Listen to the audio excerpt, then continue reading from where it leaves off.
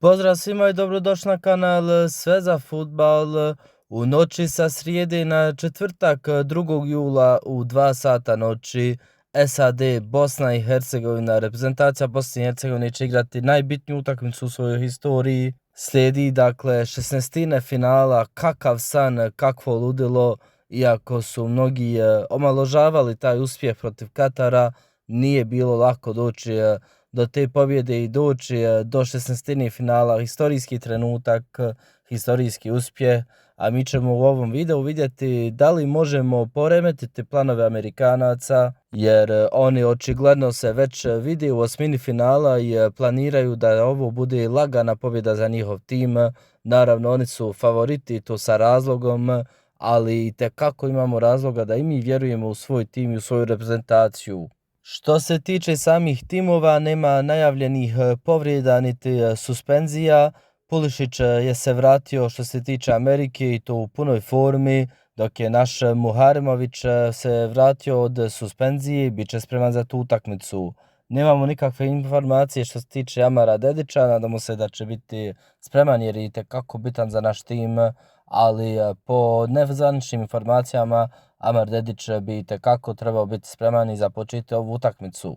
Prvo ćemo se fokusirati na SAD, dakle prvi u njihovoj grupi bez velikog iznenađenja. Turska je podbacila u toj grupi i pobjedila Ameriku u zadnjem krugu, dakle u zadnju utakmicu je 3-2, ali odmah moramo naglasiti da nećemo ovu utakmicu previše uzimati u obzir za analizu SAD-a iz samog razloga jer je ovo bio B njihov tim, totalno izmijenjen i promiješan tim, 10 igrača iz prvih 11 nije bilo na toj utakmici. Što se tiče utakmica protiv Paragvaja i Australije, totalna dominacija SAD-a i sasvim zaslužene pobjede Amerikanaca. Niti u jednom trenutku se nije sumnjalo u njihove pobjede, vidjeli smo totalnu dominaciju, totalnu superiornost u igri i ono što odmah možemo vidjeti jeste ta direktna igra, brza igra prema naprijed, trojica pozad koje šalju duge lopte ili po bokovima ili iza leđa zadnjih linija i dakle do njihovih napadača.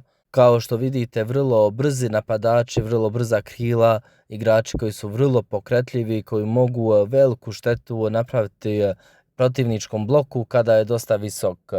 Što se tiče individualaca, dosta su superiorniji od nas, dosta su skuplji, a imaju i pojedince koji zaista pravi razliku na terenu. Pulisic je taj X faktor koji može poremetiti protivnički blok, dok su Vea, Balogun i ostali vrlo brzi i direktni prema golu. Mnogo štete može napraviti ova ekipa SAD-a našem timu. Ono što nas može tješiti jeste da smo mi možda najbolji u onom što njima najmanje odgovara, to jest niski blok koji je dobro postavljen i koji igra na kontranapad. Njihova zadnja linija nije previše dobra, ali ne smijemo se usuditi da idemo previše visoko, da stojimo visoko zbog spomenutih razloga.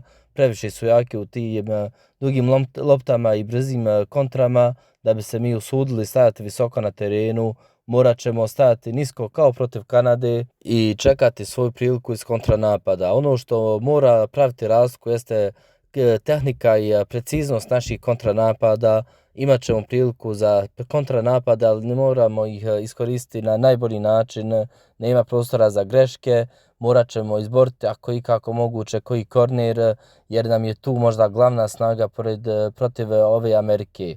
Niskim blokom bi utišali njihove glavne snage, to su te brze kontre, brze tranzicije i duga lopta iza leđa. Ako stojimo visoko, lopta nema gdje prođe, tačnije ako stojimo nisko, nema lopta gdje proći, ne smijemo im dati taj prostor jer sasvim sigurno bi nas pojeli u tim prostorima. Morat ćemo biti apsolutno fokusirani od prve do zadnje sekunde, ima tu prostora, imamo i mi svoje kvalitete. Morat ćemo biti također jaki u duelima, za očekivati je opet 4-4-2 formaciju, isti blokovi kao što smo i navikli sa našom reprezentacijom, uz promjenu da će možda Demirović silaziti još niže nego inače da pomogne našem bloku u defanzivi.